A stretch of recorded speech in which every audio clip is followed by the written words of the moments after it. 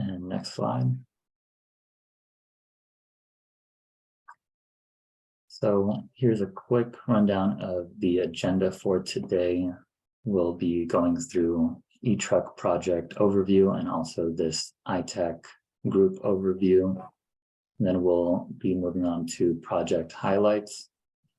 Next will be the meat of this agenda, really the fleet needs and technology maturity assessment discussion, which revolves around 4 assessments that you see here: the battery electric vehicle truck technology assessment, the tier 1 vendor assessment, the EVSC vendor assessment, and then a freight transport industry assessment that we have in the works.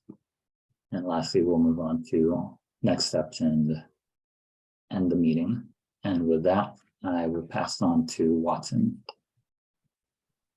Great. Yes. So we have in this agenda those 4 topics, and I want to help connect why they all relate to one another. And so we have the 4 parts that come into this fleet infrastructure needs and technology maturity assessment. So we need to understand and integrate the perspectives of the battery electric truck manufacturers, the tier 1 vendors, the EVSE vendors, and then the industry surveys that we're doing.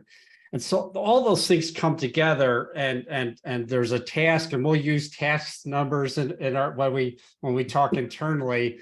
This is all a task 3 activity for the eTruck insiders of what that is. And all these things come together, and we've made a lot of progress in a number of these areas. And so today's agenda is a share out of what we're hearing through those surveys, through those interviews, really. What we're hearing through those interviews, and trying to process that and integrate what we're finding there. So that's what today's about, this discussion today. Again, we want this to be a dialogue, today's discussion. We want this to be a dialogue. We frame questions in some of these areas to help people, spur dialogue, but along the way, I'm in the camp of I would prefer some clarifying questions along the way if there's things that we need to clarify along the way. I'm in the camp of let's ask those questions and just so they don't wait. And then we'll have to, if we get too bogged down, we'll have to move through the slides. But I'm in the camp, ask the questions. So please ask questions as we're going through these. So to remind you on the next slide of what the eTruck project is. It's this research hub to accelerate electrification of heavy duty trucking, starting with drayage. And there's 3 real big activities around it. There's a stakeholder engagement with communities and other industry groups, like exactly what the ITAC is. So there's a whole bunch of engagement activities, and we'll talk a little bit about what those are.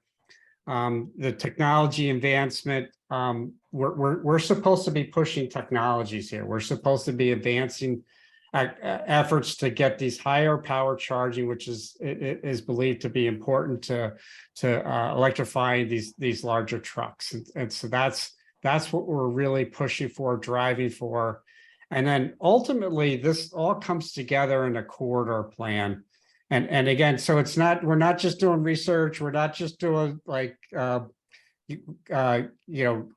community outreach kind of things and to engage with the communities and hear their needs. We ultimately want to have a plan, and the standard I have is I want it to be an actionable plan that's used by agencies in California of what the corridor plan looks like for heavy duty trucks in California. So that's the objectives there of eTruck. The project's funded by the California Energy Commission, and CalSTART and EPRI are the joint partners on this project. I probably should have introduced Yasna a little earlier. She's the co-PI with me. Her and I are the principal investigators. Sorry, I didn't do that first, Yasna. So, her and I are partners in crime here on working through all this, and we've had a great activities with them. So on the next slide, it's a little bit of an overview of what the ITAC goals are. And again, so this is supposed to be the customer service center. Sorry for that. This group, the ITAC group, I view this as like the brain trust of the e-truck project. The reason why we want to talk to folks that are in this group is we need to hear like from you. We need your input because again, like I said, you're a lot of folks here that we invited. We made sure that your feet on the street on the electrification of the trucking industry with fleets. We need your feedback. We need you to say, hey, did you ask this question, or have you been thinking about this as you're pursuing this big project? We need your input on this stuff. So we need this group to validate some of the things we're finding and push back if you think we're missing something, or let us know, let us know if there's things we're missing or things we need to emphasize a little bit more. Because again, this is to inform a statewide plan. So that's really what we're trying to do. So this objective of this ITAC group is largely a little bit more on the technology tasks. We're going to have 2 pilot sites. We're not going to talk about those much today, just because we have a lot to report on these activities we've done with these interviews. But we can answer questions in that area. And then the function again is like we have this technology maturity assessment, technology planning, and quarter planning here. So I think I'll turn the next slide. I'll turn it over to Michael there, right? Yeah, thanks, Watson. Hey, Michael, this is Yasna. I just wanted to say, I wanted to encourage folks to please keep in the chat, keep introducing yourselves when your name is showing up on Zoom, when we see the company you're with, that helps, but in some cases that we don't, it really helps us and helps the group. So thank you for those that have written a short hello in chat. Back to you, Mike. Yeah, so thanks, Yasna. So we wanted to just give a quick sort of brief overview of some other project highlights that are also going on or are part of what we've just explained, the major focus being what Watson just outlined today. So first, we developed the workforce development list of training opportunities.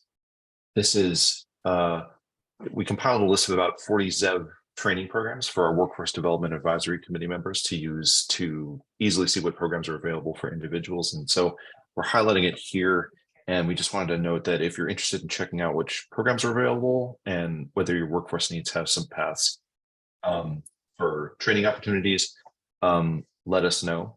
That's one kind of ongoing thing. The next is we've completed the fleet charging infrastructure needs and technology maturity assessment framework, the kind of initial approach document describing the all those things coming together in the way that Watson was just talking about. This framework outlines the approach to the assessment. It shows how that assessment will define the needs which the deployment plan Watson was talking about will satisfy. It also talks about how we're generally approaching technology readiness levels for chargers and for vehicles. It also shows how the assessments of each of these areas will eventually lead to certain assumptions that we'll be using in the deployment planning. The assessment itself will specify these things in more detail. The framework outlines the approach, and I've just showed another version of the kind of way the assessment will lead to eventually the deployment planning. You can move on to the next slide. I should say, if you're interested in, I know the ITAC has seen that framework in some capacities. If you're interested in getting an update or want to see it again or want to talk more about it, again, also let us know. One last project highlight, the high power test lab. We have just an update. We're receiving equipment in the summer, and readiness for low power testing will be expected in Q4 of this year or Q1 of next. I think we can move on.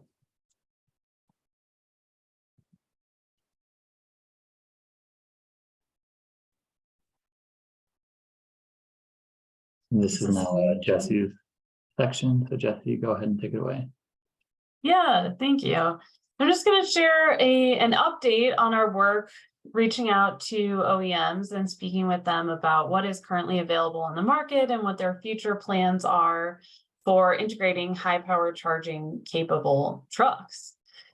And so just a quick sense of what we did. We've interviewed pretty much all the major OEMs that offer battery electric trucks, at least heavy duty ones. Talked with them earlier this year, really all during Q1. Ended up talking with 9 OEMs. Huge thank you. I know some of you are on the call, so thank you for everyone who participated in these interviews. And also thank you to this group, because if you remember, we did share the draft interview questions back in late 2022 and got some great feedback from this brain trust. So thank you for everyone on the call's input on these surveys. I'm not going to name anyone by name. I'll tell you who we spoke with, I believe, on the next slide, but I do want to say, just due to the sensitive nature of the information, we're not sharing specifics about, X OEM is planning to have MCS capable charging by Y year. We've really anonymized and aggregated everything that we heard just to give a sense of where the market is at overall and allow those manufacturers to keep their confidential information confidential. So we can go ahead and go to the next slide.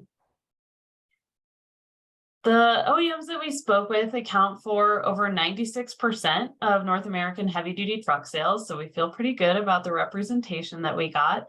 They also account for over 97% of North American heavy-duty zero-emission truck sales. So what you're about to hear is pretty representative of where the market is headed. And as far as current offerings from these manufacturers, there are currently 13 heavy-duty battery electric truck models available from the manufacturers that we spoke with, 9 of which are Class 8 and 4 Class 7 models. And they really range in cost, everywhere from about $250,000 all the way up to $550,000. And speaking with each of the OEMs, this price represents about 2 to 3 times the cost of a comparable diesel vehicle for those who also sell internal combustion trucks. And as far as battery capacity and what's being offered now for the Class 8 trucks, it ranges, again, a large range here, but really 291 to 733 kilowatt hours for those Class 8 batteries, with one outlier who is just under 1 megawatt hour of batteries on board. And then the Class 7 trucks, as you would expect, are a bit smaller batteries, 141 to 291 kilowatt hours. In terms of the average fuel economy, we specifically asked, what are you and your customers seeing for these trucks deployed in real world operations, not just what's on the spec sheets? And what came back is that we're seeing about 2.2 kilowatt hours per mile average in terms of fuel economy for those Class 8 trucks, and 1.4 kilowatt hours per mile for the Class 7s. As far as the system voltage that the vehicle is running on, ranges from 400 all the way up to 1,000 volts, most in the middle or kind of the lower range, but that was the full range. And then as far as how quickly can these trucks charge today, what's the max power that they can accept? It was generally 125 to 350 kilowatts, but there were a couple outliers. One OEM said that they recently upgraded and their trucks can now accept 450 kilowatts of power. One can accept over a megawatt of power while charging. But you see that the range for most of the current models on the market is much lower. The good news is we're starting to see some standardization in terms of plug types. All but one really is using CCS chargers, and then one OEM is using proprietary charge ports. Hey, Jesse, excuse me. A quick question on the, especially the high, like almost a megawatt or or 50 even. Are any of these like dual port charging? Or are these all single? I believe, great question. One, it is dual port charging to get to those levels, and one offers them, I believe the 450 is not dual port though. So it does range. There are a couple that either offer dual port, or for these levels, it would have to be dual port, but that's not true for all of them. Yeah, cool, thanks. Yeah, no problem. Watson, I see your hand up. Yeah. Oh, sure. So Jesse, I was doing the math on my calculator on the range. And it looks like at 733 kilowatt hour battery to 2.2 kilowatt hours a mile. So that's like a little over 300-mile range. Is that consistent with what you're finding, that most of these vehicles are around up to 300-mile range? Is that? Yeah, I think most are like high 200s, low 300s. That one outlier, that's 1 megawatt hour of batteries that they're carting around, that one is a higher range. Okay. But yeah, I'd say low 300s is Okay. where we're seeing the industry right now for those Class 8 trucks. So of course, we also asked about future plans, and to the extent they were able to share, for this project, we really wanted to focus on MCS and this high power charging. The majority of OEMs that we spoke with are engaged on the Charin task force, and even those who aren't, directly members, so that they are tracking things, even if from afar. So everyone's aware of the task force, following along to see what's happening with MCS development. About 2/3 of the OEMs that we spoke with said that they plan to integrate MCS into their trucks by 2030. So, by the end of this decade, we expect to see high power MCS megawatt charging capable trucks on the market. One even said that they plan to integrate it as early as next year. So we'll all keep our eyes out for news around that. The remaining third either weren't willing to share their plans for integrating MCS, or said they have no plans to integrate MCS. Those who have no plans, I'll say the conversation tended to be less about, we don't think MCS is the future for high power charging for battery electric trucks, and oftentimes was more something that we heard from truck builders who are more invested in hydrogen fuel cells, for example, and so think that these longer distance or like faster refueling recharge needs will be served by hydrogen. So just something to note there. It's not, no one said that we're planning to focus long-term on some other standard for high power battery electric truck charging. Would you please define the acronym MCS? I stepped away for 1 second, and No is it like problem. maximum charging something? It's megawatt charging system, I think. Okay. I always want to say charging standard, but it is the megawatt charging standard that Charin task force that is mentioned on this first bullet is developing. It's like what's tested at all the Charin events, the testable coming up, for example. All right. Thank you so much. Yeah, no problem. Great question. Sorry for not clarifying that earlier. So just quickly to round out this slide, I will note we did ask around what the anticipated cost to integrate MCS will be. And generally, OEMs were kind of unsure. They said they didn't think it would be significant. We're talking maybe $3,000 to $5,000 for the charging components, which when we're looking at a $450,000 to $550,000 truck is not a significant increase. Though a few of them noted this is kind of true up until you get around that 1,000-volt system voltage, and that once you get above that, they do anticipate there'll be more system upgrades and new components that we might have to integrate that would be an additional cost. But I guess the short takeaway is for the foreseeable future, we're looking at not a significant cost increase for the trucks to integrate this system. As far as future plans for connector types, we did ask here as well about dual port. Do you think we'll see dual port CCS become much more popular? Do you think we'll just transition kind of directly into MCS? not necessarily like one key takeaway. Obviously, no one has a crystal ball, but what we generally heard was that dual port CCS is unlikely. I think we've all heard about the challenges fleets are facing in terms of installing chargers themselves, not to mention the cost for chargers. And so what we heard was fleets are, the fleet customers are not super interested in having to install 2 chargers for each truck in order to do dual port CCS. And while that might make sense for some in the interim, I think folks really feel that MCS will be the future for this fast charging. And the fleets who need it will move toward MCS. Though CCS will still be offered for basically all of the routes that we're seeing electrified today who don't need that fast of charging. So CCS will still be offered by OEMs. It's not that every Class 8 will just come with an MCS port, but that will be kind of the direction folks are headed. Next slide. So we asked, what are the truck builders hearing from their customers? Probably not surprising to anyone on here, but no one's requesting MCS yet. This is kind of a self-selection thing, and that the fleets who would need that high power charging are just not looking at electric trucks yet because they know enough to know it's not currently available.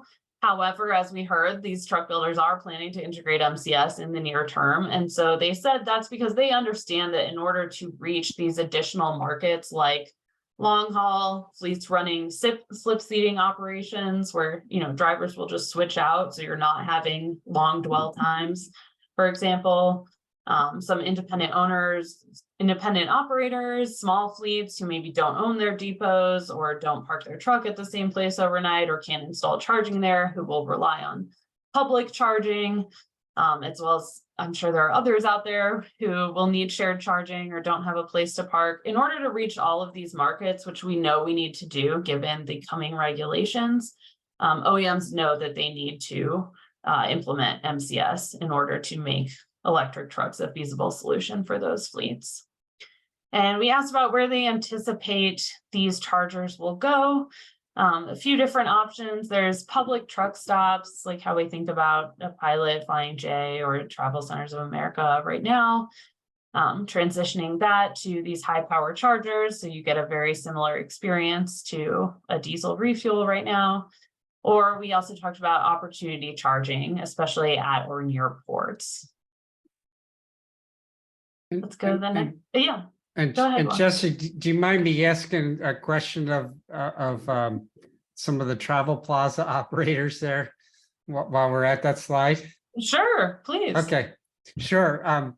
So the statement there is they anticipate the locations of public truck stops, and I don't know if Dean or Tony wants to comment on, if a truck, how long does it take to charge a regular diesel truck, and what are the timing needs for from a perspective of a truck stop operator of what the trucks need when they visit your location for electric charge? Sure, I'll jump in. Thanks, this is Dean. Right now, to go to anywhere from 100 to 120 gallons of diesel using the ultra-fast diesel pumps, it's about 17 minutes on average. They try to get it in and out in that time unless they're staying overnight. That's due to crew duty limitations for the truck drivers who are through truck drivers. Obviously, if they're staying overnight, it's a different story. For us, targeting the electric trucks to make any sense whatsoever, it's got to be an hour. That would be my outside maximum charge time. Otherwise, it's really going to mess with their day.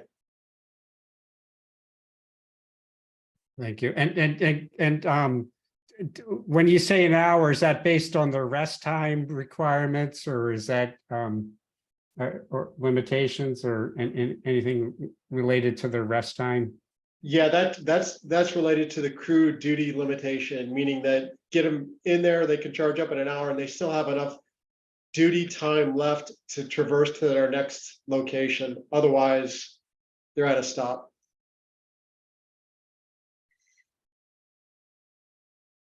That's great.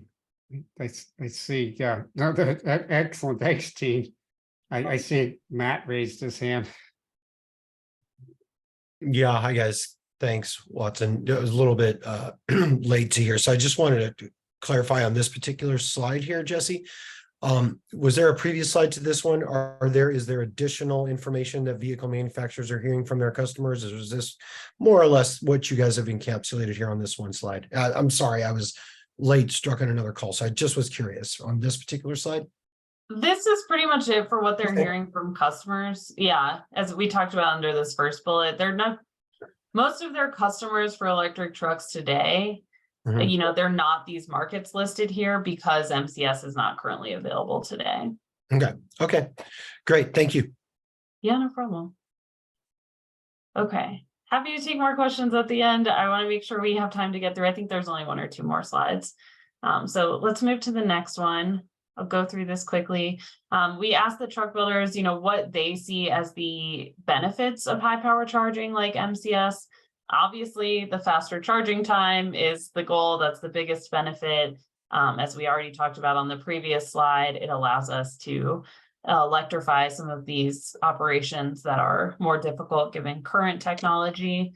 It also enables fleets to keep their trucks running more, which we know, as we've talked about, these trucks are expensive assets. So maximizing the amount of time they're on the road maximizes the operational savings as well as the environmental benefits from not having any tailpipe emissions for any of these ton miles moved.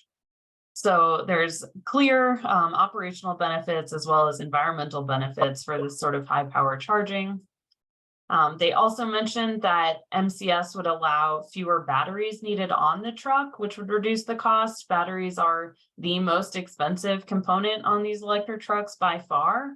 And so if we can enable the trucks to have less batteries because they're able to charge up and continue on their way, complete their operations, whatever their range requirements are, that one helps with the upfront cost of the truck, also helps with the operational costs because you're taking that weight off the vehicle. And so saving a little bit, getting a little bit better fuel economy. And it also alleviates the challenges that I believe we've discussed on previous ITAC calls around the weight penalty of electric vehicles, allowing for more payload for those fleets to be able to haul around rather than the batteries themselves. And then high power charging is also a benefit in that it enables higher utilization of charging infrastructure. So for charge point developers, operators looking to build out this infrastructure, particularly the sort of public or shared infrastructure that we're talking about, they want to cycle as many trucks through that infrastructure, through that investment as possible. And so the faster these trucks can charge, the more trucks can use them, which means better income for those developers, as well as just less investment needed overall throughout the market because we can serve the same number of vehicles with fewer chargers. And then less specific to the high power charging, but one other benefit that I thought was interesting that was called out by a couple truck builders was just standardizing the charging port location on the truck. That's something that's new with MCS. That's not something that CCS, for example, includes. And the truck builders said that's going to be helpful just in terms of not just where they put the charge port on the truck. It sounds like it's not that difficult to put it at one place versus another. But again, as we start thinking about this public or shared charging infrastructure, noting that we are going to need to standardize where it is on the truck so that they can build, pull through, and ingress, egress lanes appropriately, et cetera. That will be particularly helpful as we look to build out that public infrastructure here in the US. Next slide. As far as the challenges, you know, it can't all be sunshine and roses. We did ask what's going to be challenging around integrating MCS.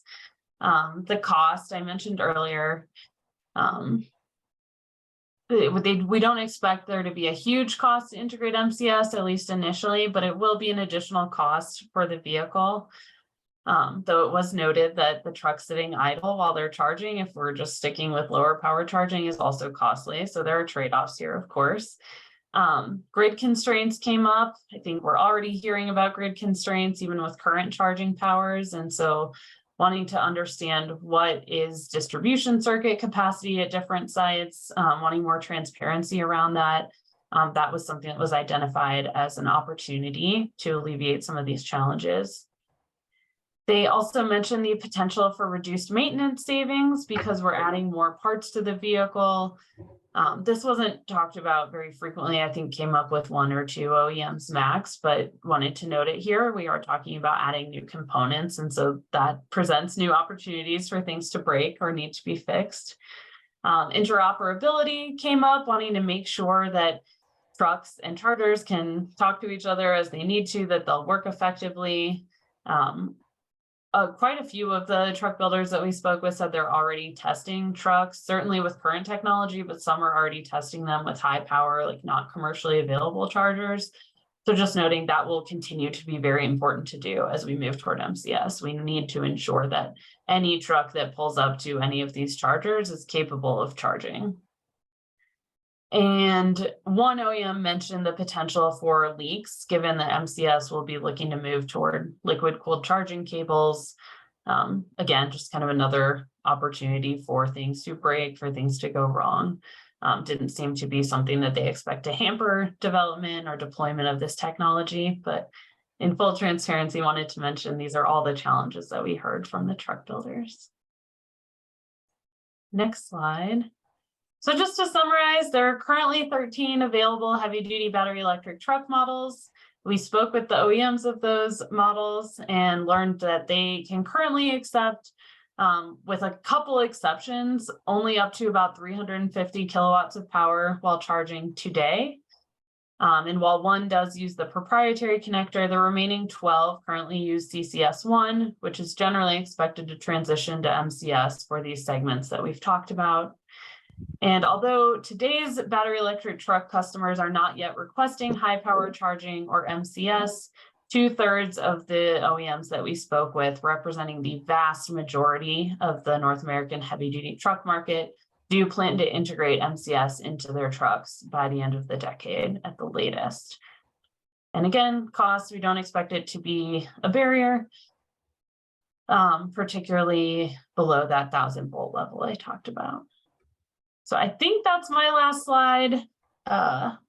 You guys can tell me if we have time for any more questions. Otherwise, I'm happy to tackle some in the chat. Yeah, I think we have a couple questions here, right? Yeah, we have a comment from Matt Trapp. So I'll just read it. True, I think he was talking about the MCS benefits, but fleets do not want to be constantly fueling. Diesel counterparts fuel in 17 minutes and can get 1,000 plus or minus miles of range. Not to be negative, Nelly, but just want to highlight that operationally, the less stopping during the daily duty cycle, the better. Yeah, thank you, Matt. Very true. I think that was a response to the perhaps MCS would allow us to take some of the batteries off of the truck. I think, of course, there's going to be a balance. We are very aware that truckers are not going to stop multiple times during their operations. It needs to be either something that can be done being their mandated hours of service break, which I think we talked about right before you joined, or something that could be done quickly at a shared use plaza or something. At the end of the operations for the day, particularly for those fleets who don't park it somewhere overnight where they might be able to utilize slower charging. But definitely helpful to keep in mind. I know we have some of our truck stop operators on the line who are keeping us true to this as well. Yeah, and Matt, I'd also add, that's the point of we're doing surveys of the truck manufacturers, the EVSE manufacturers, the tier ones, but we're also doing interviews of fleets, and we're trying to integrate that all together, and essentially what we're kind of hearing is there's a lot of different segments, and like a lot of people when they hear heavy duty trucks, they think long haul stuff only, but there are other segments where a 300-mile range cab still provides a good service cycle for their needs, particularly in some of the drayage operators that are around the ports and more of the local regional stuff. But that's the point of why we had to do all those things together, is we had to integrate all those kind of thoughts. Completely understand that. And I do get that in context, lower upfront cost, lighter vehicles, but, using it as, I guess, a highlight of why MCS to saying, well, they can put less batteries on and fuel more often isn't a selling point. And 300 miles of range, trust me, I have fleets who are operating equipment today, and 300 miles is a stretch out of those trucks. Getting 250, a stretch. So, yes, technology is going to evolve, but, range anxiety is a real thing. And when we're trying to promote, the operational benefits of being in zero emission or utilizing higher charging rates, there's these trade-offs. And I just want us to be cognizant when, while we're talking as we do to folks, and we specialize, particularly in drayage. We have hundreds of companies that do drayage, that do what we call mini land bridge, which is like a 20, you're probably not doing even 200 miles a day, but still, there's no inductive charging necessarily. MCS an hour, yeah, you can use your 30-minute break to fuel. You can fuel while you're on break, whether or not safety wise, if you're going to abandon that vehicle during an actual break when you're supposed to be off duty, not driving, remains to be seen. So just in that context, definitely appreciate where you're coming from, Watson, and not to be, again, the negative Nelly here. You guys, I know Johnson thanked me for coming, but you might all regret that soon enough. So I appreciate the airtime here, and we'll let you guys get back to it. No, we need to input.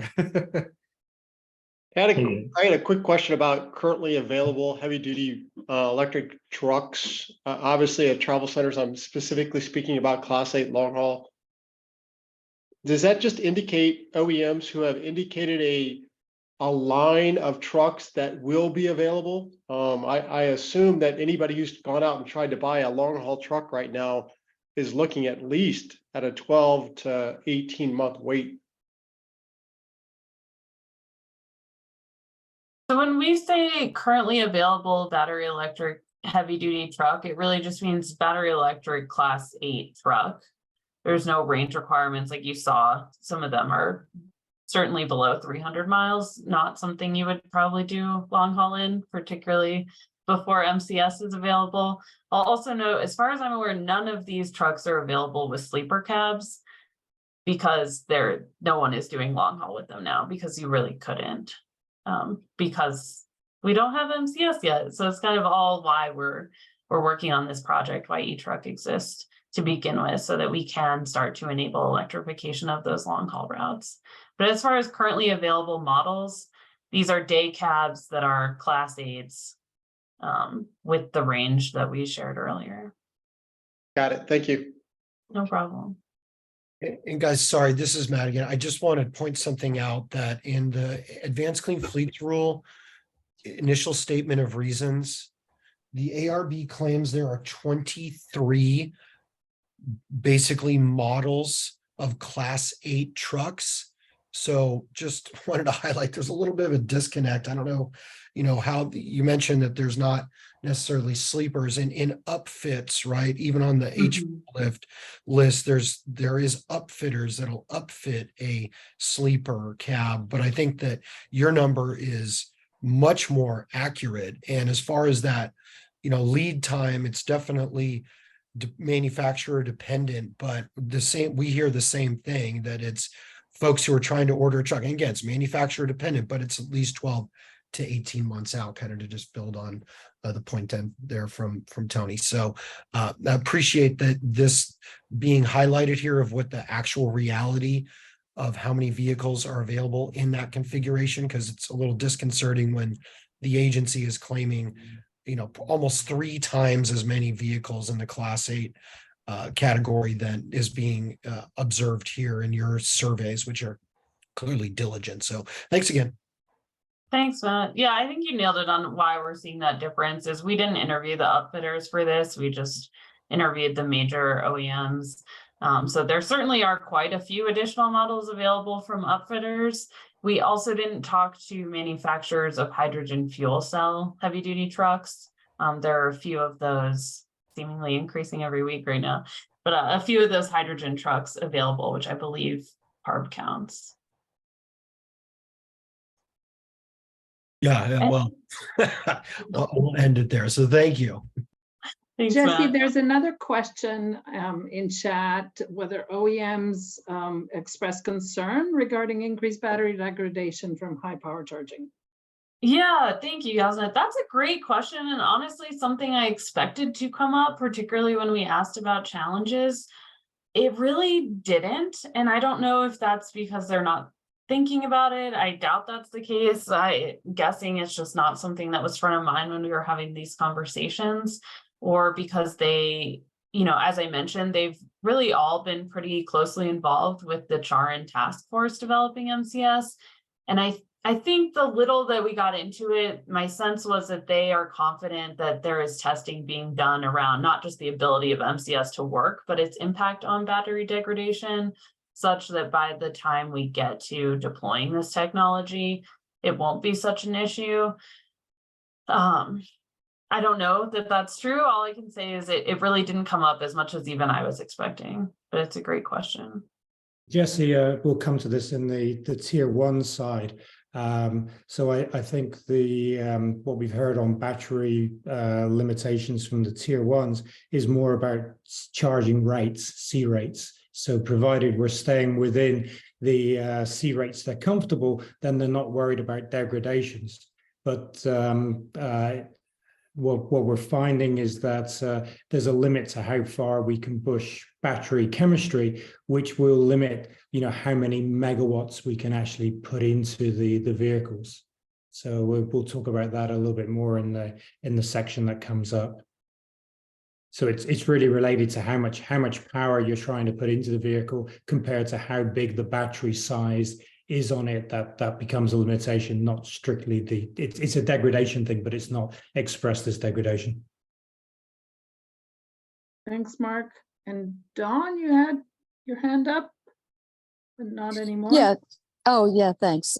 Yeah, this is Dawn Fenton from Volvo. I was that question about battery degradation when you were going through this. When we were going through the slides, that was a point that came in my head as well, and I was surprised to not see it on there, because we do anticipate that there will be, battery degradation. Of course, nobody can, knows how the changes in batteries are going to react, between now and then. So it's a moving target, but it is definitely a concern that we have, or that fleets have, I guess, as they look to charge faster charging. Mm-hmm. And I think we were internally, thank you, Don, for speaking up. And I encourage others here to speak up as well, of course. This is all very helpful.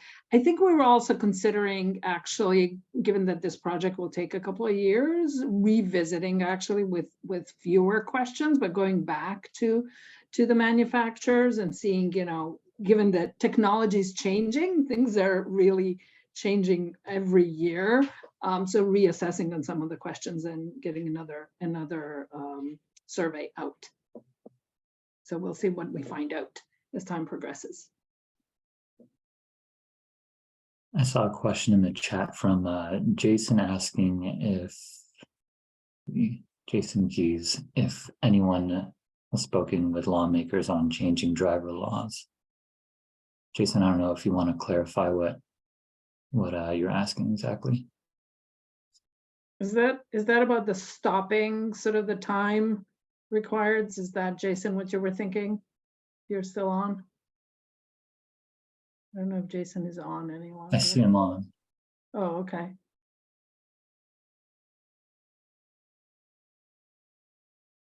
Okay, maybe he's not hearing us. I'm assuming that's, for example, in Europe, there's a required every 4 hours, there's a required half an hour break or 45-minute break. I don't think we have exactly the same laws in the US like that, but there are, yeah, your mic is not working. Yes, driving laws. Okay, thank you. I don't have information that this team that we've spoken to lawmakers necessarily, but I think there are some requirements and even telematics required to see how long the driver is. And it's not 4 hours, but I think there's something that they're called hours of service laws. Okay, thank you, Dan. Yeah, we can look into that. Good question. Do you mind me jumping in on this a little bit? Go ahead. This is kind of one of the things we've learned through the interviews on the EVSE side too, of the manufacturers. It is there's this notion that MCS is further ahead in Europe than the US, and that they're geared up. Well, the MCS they're doing is a lower power. They could do a lower power MCS because they have that 4.5 hour time between breaks, and with the break time that they have, which I forget whether it's 30 minutes or 45 minutes, they can replenish the 4 hours of driving time in that with something around a megawatt. And so it's long haul trucking giving those hours of service. Rules in Europe are a little easier actually to achieve with battery electric trucks. So. And I think we have a little bit of flexibility to spend some more time on this BEV truck assessment and some of the questions we have left, but maybe we should move on to the next question.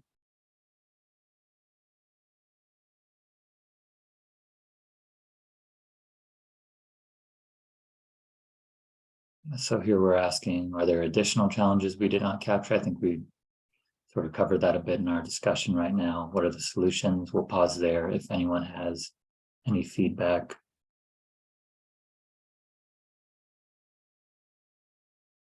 Yeah, it's kind of like what didn't you hear that you were expecting to hear more about? Yeah, and I think battery degradation was a good example of that. Okay, yeah, let's move on to the next question then. What is the role of MCS for medium duty vehicles? So this was the question, if we started the survey now that we're smart, what are the questions we would ask the OEMs now that we're smart and we have more information? And so this is one of those kind of questions of, we would want to hear more about would MCS make sense for medium duty vehicles? Any comments for folks?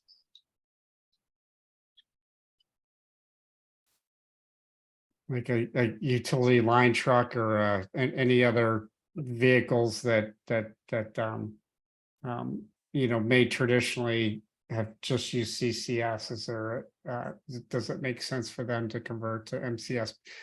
The question being is if we're deploying MCS infrastructure in public places, in some ways you want to, as Jesse was pointing out, increasing utilization. And so does that making MCS for medium duty vehicles, is that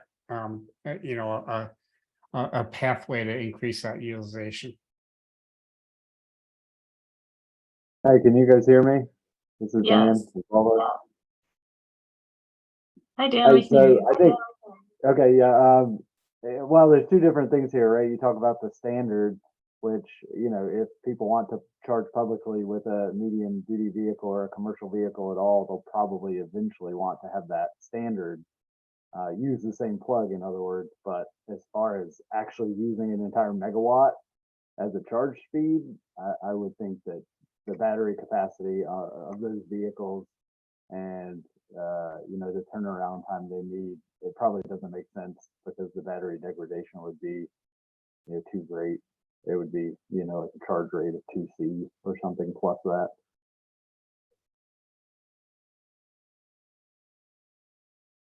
Oh, great. Thanks, Dan.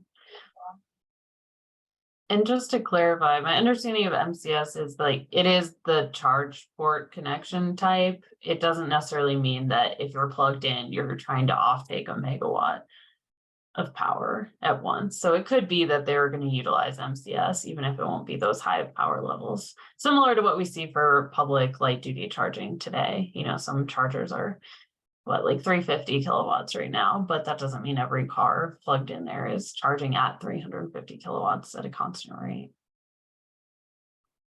Yes, correct. Yeah, it's just the name obviously confuses things a bit. Yeah, kind of the max out. I think I'll just jump in. What came up from OEMs that we talked about a little bit is they envision the medium duty vehicles might use MCS, particularly those who either don't park at a depot overnight or park somewhere where they can't install infrastructure. Maybe it's because of site capacity, maybe it's the landlord doesn't want to install it there, whatever it may be, where they'll still need to refuel at a public station, similar to how they do today with diesel, knowing they're not going to want to sit there for hours and hours. They envision some of those medium duty vehicle operators might be interested in MCS for that quick charge at the end of their shift before they park the vehicle wherever they do.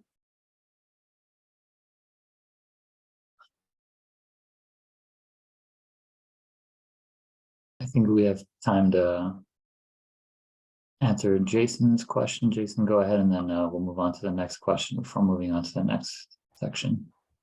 Hey guys, hopefully you can hear me now. I switched devices. Question on when you guys were assessing the MCS technologies, did you jump into different levels of MCS technologies, levels 1, 2, and 3 with any of your questioning? So No, Jason, we didn't. Yeah, we had it on the EVSE discussions. Okay. I didn't know if you did it on the other side of the house too. No, not with the OEMs. We just asked if they're planning to integrate any of the levels in the next few years. Okay. But For any future conversations, I think that would be helpful for the entire industry because it is a pretty big technology gap from level 1 through level 3, even on the charger side. Yeah, so in the next section, we'll talk about the tier 1 side. So we get into a little bit more of the component side on that and what it means in terms of going up between the various levels. I think level 1s, I think they're expressed in amps, Jason. So they're 1,000, 2,000, 3,000 amps. Is that right? Correct. Yes. So we do have quite a bit of that because it came up in the infrastructure side, and we referred that back to the tier 1s and the OEMs. As Jesse was saying, on the OEM side, it was more about readiness and where people headed. And Jesse, I think the views we were getting from the OEM side is that in this case, megawatts is talking more about up to 1 megawatt. So it's more in level 1 currently. But anyway, we can cover that a little bit more in this next section here as to what the challenges are. Actually, we'll come to it. Yeah, how about we'll come to it now then. Tuan, do you think you can move to the next? Yeah, we could just skip that. That's right. Okay, thanks, Jesse. Good job. Jesse, yeah, please add into any of these comments as well. So we also were speaking to tier 1s and EVSE companies, and I would say each of these groups is a little bit independent. So if anything I cover sounds like it's a contradiction to what we've said at the start, I don't interpret it that way. Interpret it as just the views change across some of these groups. So none of this is meant to be a sort of contradiction or summary across all the areas. It's just what we were hearing from the different sources. And if we move on a slide here. So again, same time period that we've been collecting the interviews. We've spoke to the tier 1 suppliers. So these are the major component suppliers, the axles, battery packs, the junction box distribution systems within the vehicles. We've still got a couple more we're going to complete out. And then I haven't got it covered so much here, but in the same time period, we've also been speaking to the EVSE, the charging companies, of which I think we've through about 8 or 9 interviews with companies. It'll be a group of about 12. It's an area where there's significant interest in terms of what's being required from the groups. And again, similar to before, can't really talk about any specific company viewpoints. It's really an aggregation across the industry views. We move on a slide. I'll let you read the text on here. I just talked to the highlights on it. I think a point that comes up or is apparent if we stand back is, currently we're in the early stages of deployment. I think there's less than a couple of thousand vehicles on the road, electric heavy duty vehicles on the road in California today. We're just at the start of that deployment. Fleets that have been using the vehicles have had a few demonstrations with them, started to put them into pilot operations, but it's still very early. And the question is does it replace the diesel in terms of its usage, or does it have its own particular requirements? How are they going to be used? Which means that the industry, it's still early. We don't really know what the requirements are. So the perspectives and views vary, quite a bit at the moment, because we just don't have the answers. The contrary to that is 2030. Companies are thinking that electric vehicle components are going to be, a significant, maybe up to almost half their business. So this is coming quickly. The question is, what is actually required here? And then I think we had this discussion, which is really about how do we move towards megawatt charging. And we have this standard connector, a coupler, the MCS coupler, which we, a number of people, I think, consistently hearing that, yes, this is the way the industry is going to go, but that's not the only solution out there. And there remains to be interest in other types of connector solutions, because some of those provide other benefits, one of which is a discussion around, maybe we need to move to automated charging systems for vehicles with these connectors and high voltages. And that if so, then although it's possible to do it with MCS, there might be other solutions in the market. So, I would say it's unclear. We're headed toward megawatts. We want interoperability of the standard connector, but that may not be the only solution that's out there. And people are really trying to understand, what does this mean? We go on a slide.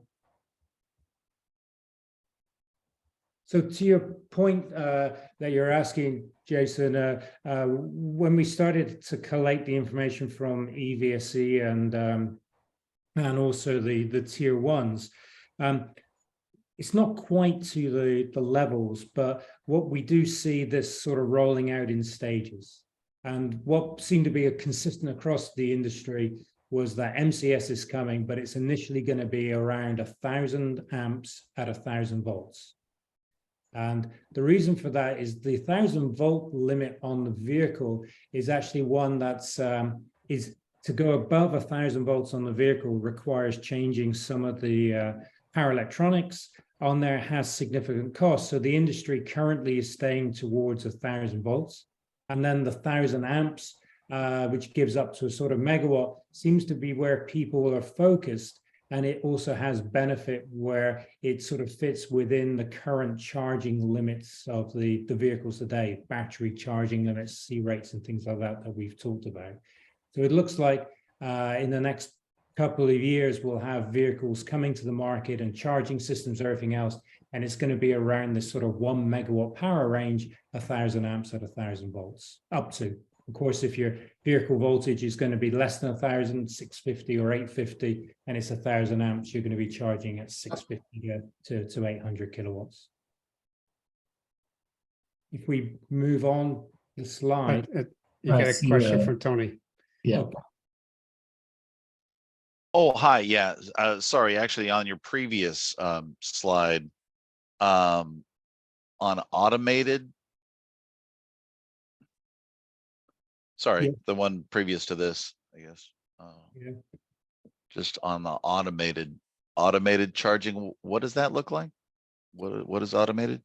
So the idea is that the vehicle is charged automatically by the system. You don't need human interaction to do the charging.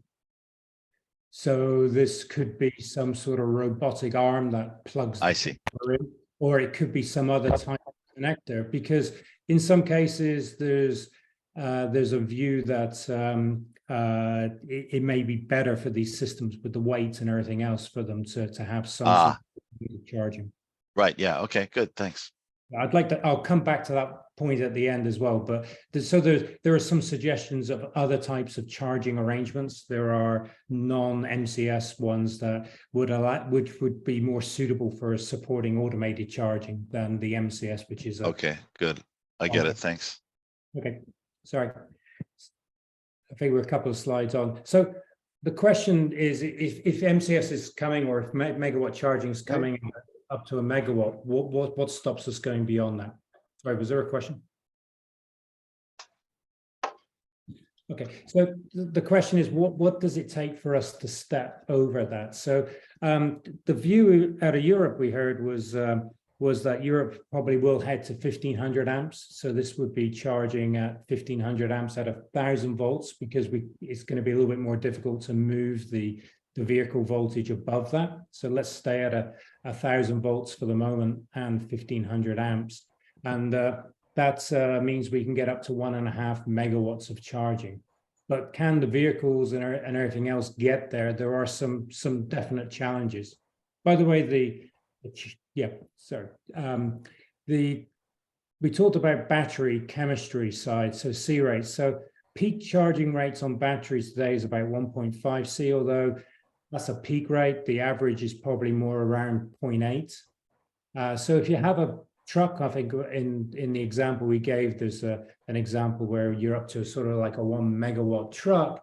Then if you can charge that at 1.5 C rate, then you can charge up to 1.5 megawatts. But most of the trucks, as we've talked about, are much smaller batteries, 500 kilowatt hours. So the maximum that you can do on the battery side only takes you up to 750 kilowatts.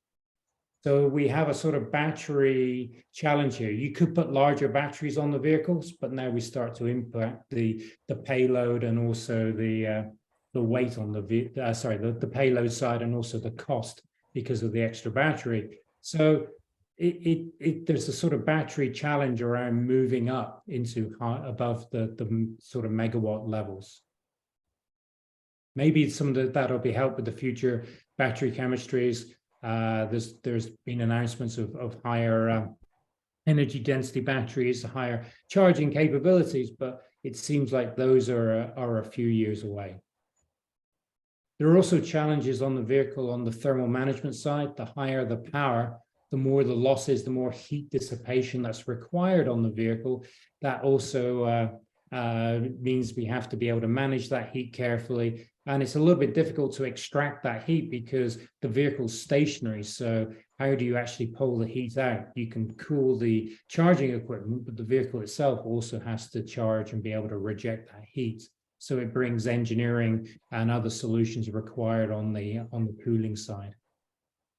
And then the other bit is that, you know, there are also battery pack current limits. There are cables on the vehicles that have current limits, so you have to start to distribute the current coming in across multiple battery packs, which adds a little bit more cost. Although today we do have multiple battery packs on the vehicles, so it's not so much a technical challenge as more of a cost challenge. But there's a number of reasons why stepping up to over a megawatt of charging is a challenge, mostly around that battery side.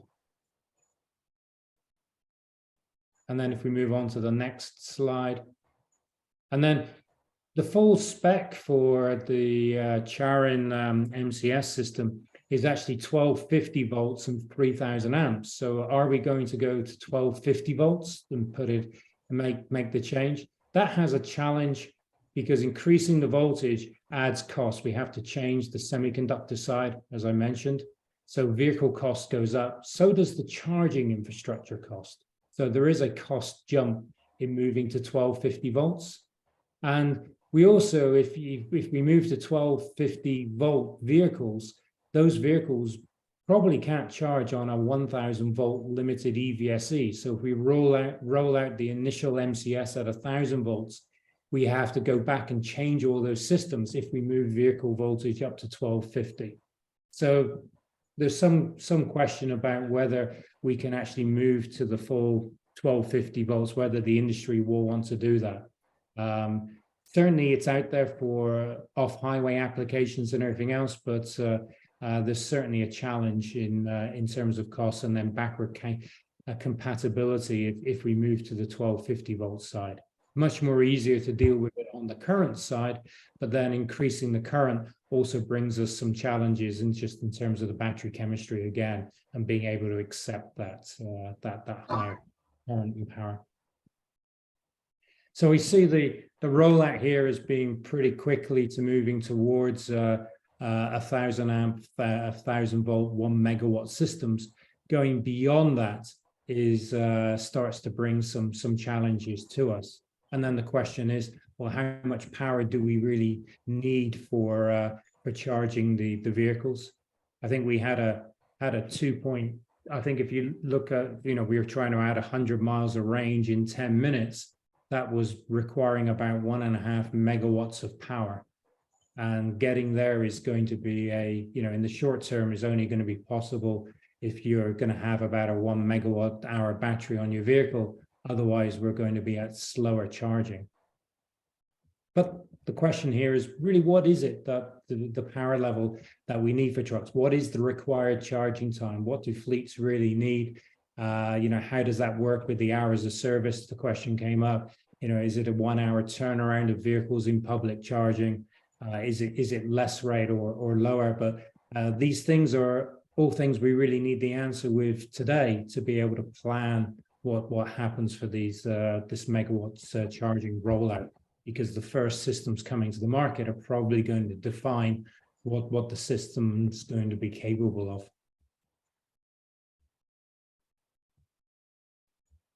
And then the next slide, as we get through these sections here. So some things here to think about. One is anything that's been said here is that a surprise? And then there's a couple of questions for the industry. What about backward compatibility? What do we do if we roll out the initial systems with 1,000 volt systems? Does that mean we can never get to 1250? Is that going to be a problem, or do we have to actually go and install MCS systems with higher voltage capabilities from the start to have that forward compatibility? And then the other fly in the ointment, the reason we raised automated charging is, there's a strong view that we want to have MCS connectors for interoperability in all these public charging spaces. But if in the future we're going to have autonomous trucks, or if we're going to not want to have people plugging in those vehicles for safety reasons, is MCS the ideal connector for that? So, the good reason for doing this type of research project is we really need to understand these questions and what does it mean, so that we can future-proof and build out what's the right infrastructure and what's the right vehicle technology to be able to support what fleets need. Sorry, so that's a ramble through what we were hearing out of Tier 1 and EVSE interviews. There'll be more details in the report that'll come together, but that's the sort of things that we wanted to sort of review with you today. Maybe we'll pause just for a sec for Mark in case anyone has any questions before we move on to Michael.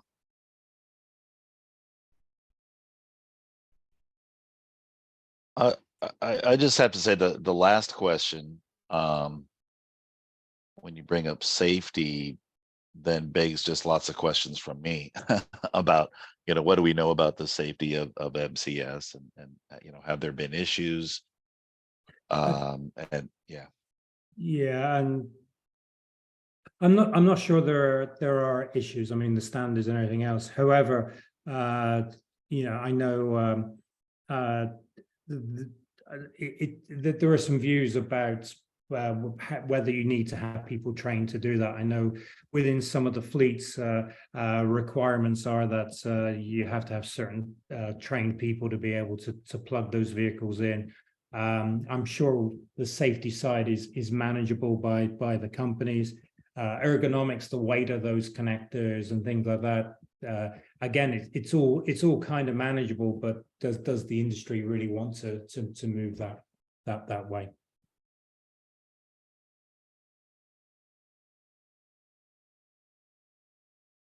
I'm not sure I answered your question, but I don't think No, no, I think you did. It's really, I mean, it's, you know, I'm glad people are looking at it. That's all. And just from the perspective of a, you know, a public truck stop, I mean, this is the importance of, you know, this community here, right? I mean, we're only going to want to invest in the things that the fleets are planning and the manufacturers are planning, right? So, you know, yeah, this is the importance of staying aligned about, you know, what do you guys want at a public truck stop? Yeah.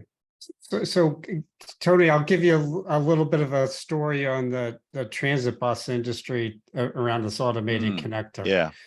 So in transit buses, they have these pantograph roof mounted chargers. Pantograph meaning it comes down, the infrastructure comes down and connects to some bars on top of the bus, the transit buses. And they developed these pantographs thinking that they needed to do that charging for en route charging of the transit buses, and so you could quote flash charge or you know do a quick charge on the transit buses.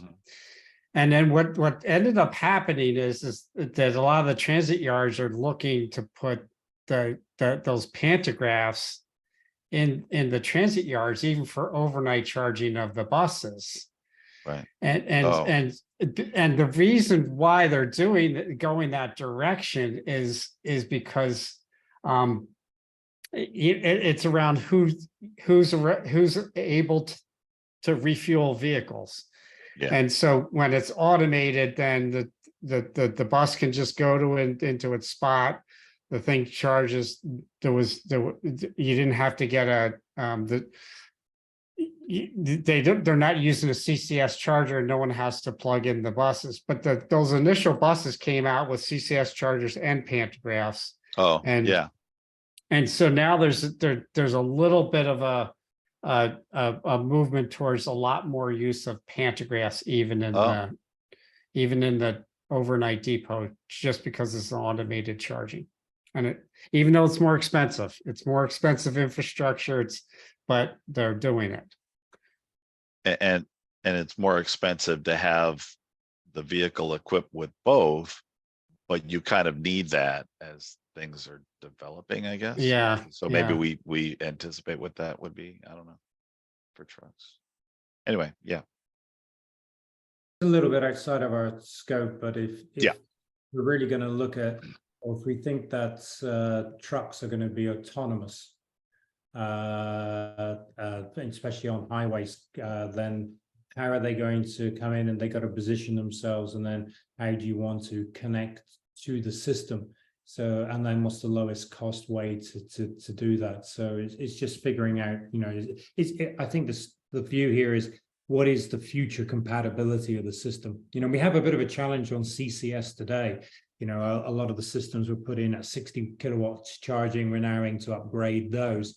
You know, as we start to do this for trucks, you know, what do we want to do to make sure that we have, you know, future compatibility rather than just meeting what's required today?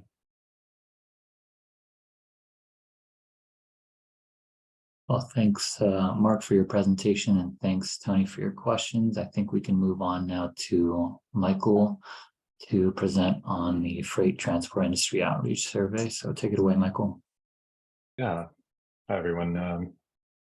So I'll move quickly through this. The Freight Transport Industry Outreach Survey, Task 3.2, is part of our Task 3 needs assessments. And what we're generally trying to do is working with SCAG, Southern California Association of Governments, and Cambridge Systematics, and several of their contractors to develop an outreach strategy, which will determine the larger travel patterns and behaviors and the expectations around fleet transitions that will help us generally get a sense of the larger market expectations across the Southern California region.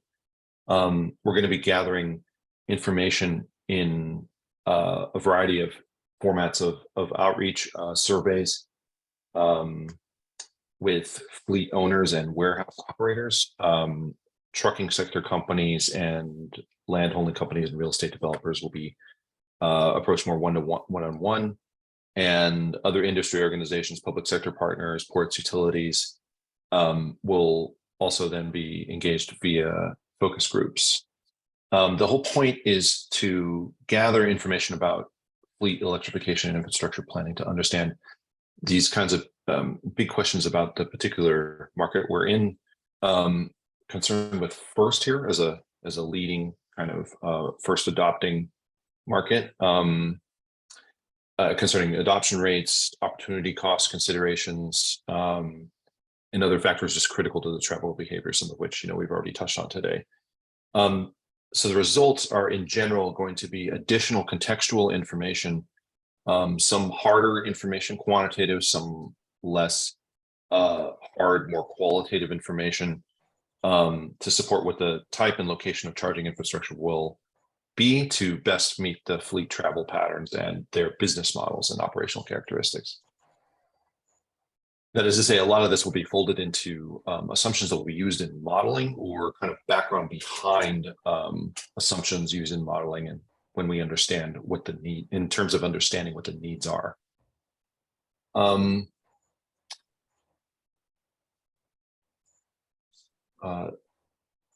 Sorry. Oh, thank you. Can you go to the next slide? Thanks. So just as an example of some of the things in particular that we're asking between SCAG and the team here, I've just put some questions from the actual survey, which is one of the outreach avenues here, and generally summarize the intent of the question. This isn't the exact wording, but like in terms of adoption rates, we're asking things like what time frame seems most likely for your vehicles to start switching to ZEVs. This again would go out to fleet managers or drivers. Where are trucks currently fueled? Do you have long-term contracts with fueling companies? Some other types of considerations or questions like what best describes average length of time at each stop? What have you done about converting your fleet to ZEVs? Do you know what maximum charging power is that can be provided by your utility? Our timeline for this outreach is through Q3 and Q4 of this year. Now, yeah, and I think we can, so if the general outline of that task is clear, this is again a component of understanding the larger fleet needs and will be folded into the fleet needs and technology maturity assessment task 3.4 that we're doing. It will also, like I said, you can go to the next slide. Thanks. We'll be kind of informing some of the larger, I guess, expectations of what's critical to know from the market versus what's critical to know from, say, other research or academic context, testing, other types of areas where we can gather information on what's available. This is really to define what's needed in the area among the people that we're doing outreach with. So this raises a couple of questions in terms of how we're conducting this outreach and what we're focusing on and what we most want to know in terms of the larger picture of what we'll get in order to contextualize findings about the needs of the area. So our question, I think that some things are coming up. This is again ongoing. Concern how far outreach to fleets and other stakeholders in particular can explain needs and opportunities critical to the high power charging needs that we want to start to talk about. So I'll put it another way. There's basically a ton of unknowns when we're asking fleets about when they're going to be adopting charging, for ZEVs in general. What are the limits to people's knowledge that we should be kind of looking out for in terms of the region? Where can we most depend on the knowledge of the fleets in terms of understanding their, say, readiness to convert their fleets generally? Where can we least depend on it? Where can outreach most help us get realistic when it comes to talking about the actual behavior, particularly the travel patterns that are going to be modeled and looked into more thoroughly when we get to deployment planning and forecasting site deployment for the region and then by expansion through the state. So I hope that was somewhat clear, but this is an ongoing task right now, and these are some of the questions that I have. If anybody in the ITAC here has comments on this, it'd be great to hear. If not, we can also follow up and talk further. Nope. I want an honest answer. I guess just one question, Michael, is just I assume you're plugged in with this. What agency is it that's doing it? Is it CTC, right? Oh. SB 671. Sorry, yeah. Research stuff, and it sounds like and is it McKenzie that they have doing some study? I mean, Yeah. I looked at a map and it said, the key corridors of, in California are, I-5, I-80, and it was like, for less than $1 million, I could have told them that. However, it looks like they're doing a lot of work. And so are you pretty, plugged in with that? Yeah, great question. Yeah. Yeah, I'm highly aware of that study, and our team's modeling staff are considering how to, in some sense, address that study. We're going to be talking a little bit more to the CEC about exactly how we want to put the results eventually from the modeling kind of beside those results. We think for the region, for SCAG, it'll they took the top 6 corridors and they're looking at the state in terms of the TCEP funding is mainly what it's directed towards. So so the picture that we'll have will be kind of a little bit more broad in its applicability, I guess you could say. But yeah, there's a real good chance of overlap, and then how to position any particular differences. I don't suspect there'll be huge differences, but it's relating those two things together as a priority. Yeah, good. Yeah. And that's the main thing. I haven't looked at it in detail, but I'm assuming that there'll be some nuances about where on those corridors and what the flow is, and whatever model that they're doing as it's synced up with yours would be great. Great, yeah.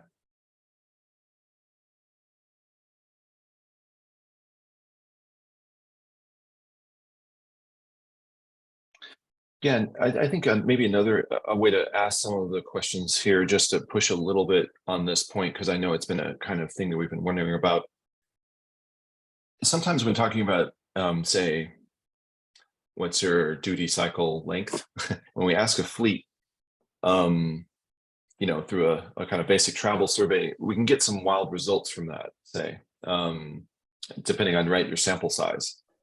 And so we're pretty concerned at this moment, as we're kind of thinking about the general picture of needs, not overshooting or undershooting our sense of reality here in terms of what's reasonable. We know, right, from studies, from other surveys, things like that, what duties, from experience and just interfacing with people, what typical duty cycles are. But when we talk about the market and its actual composition, getting that right is kind of really important.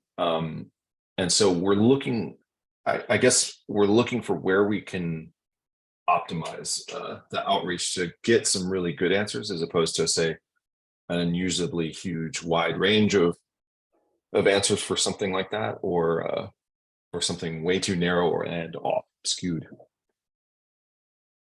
this has been a problem. I think we've found in other kind of corridor studies across the country as we've been looking at them. Just something as we're initially thinking about the needs we have to eventually deploy for. If we come up with a number that's like everybody's driving has a duty cycle of 50 miles, obviously that would make a hugely different deployment map. If we based it really much on the outreach and feedback we're getting. So wondering if there's any thoughts about that. If not, definitely we're open. This is kind of an open process over the next few months. So please get in touch.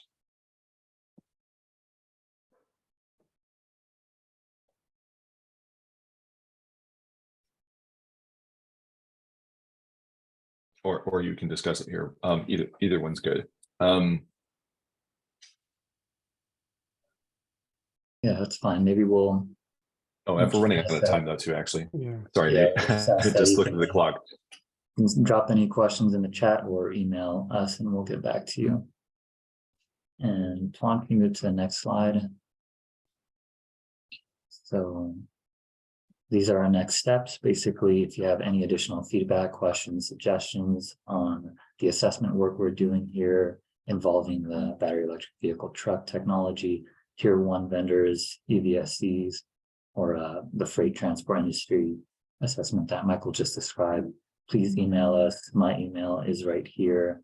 And then next steps for us and our team will be sending out the follow-up email, including the training program list link that we mentioned, some of the freight transport survey questions that we're going to be asking our freight stakeholders, and then summary notes and meeting recordings.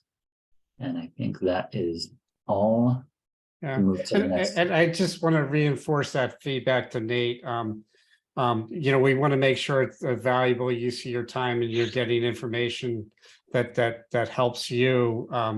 And so, like, if you want us to dive deeper into any topics or any topics you want to hear about our project, please email us, because we want to make sure that we're we're addressing the things, your questions and needs as the people that are going to make this happen.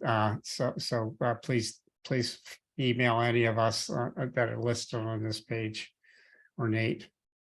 I know, Yasna, any final comments there? No, Yasna? that was good. That was Yeah. good. I just wanted to say, and our next meeting, Nate, is on which date, as a verbal reminder? Let me double check the exact date, but it should be, I believe it's July.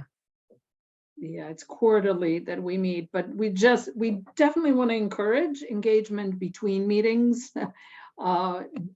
We're open to discussions and open to actually getting input and guidance from you as the Industry Technology Advisory Committee. July 7th or July 19th, that's when we'll be meeting next. So thanks, Watson, for emphasizing everything that you did. Thanks also, Yasna. And maybe move on to the next slide. Thanks to everyone here for participating, for giving such great feedback. And yeah, we really appreciate it. Talk to you next time. Good. Appreciate it. Thank you, guys. Thanks. Thank you. Thank you for a good discussion today. Thanks, guys. Take care. Bye. Thanks.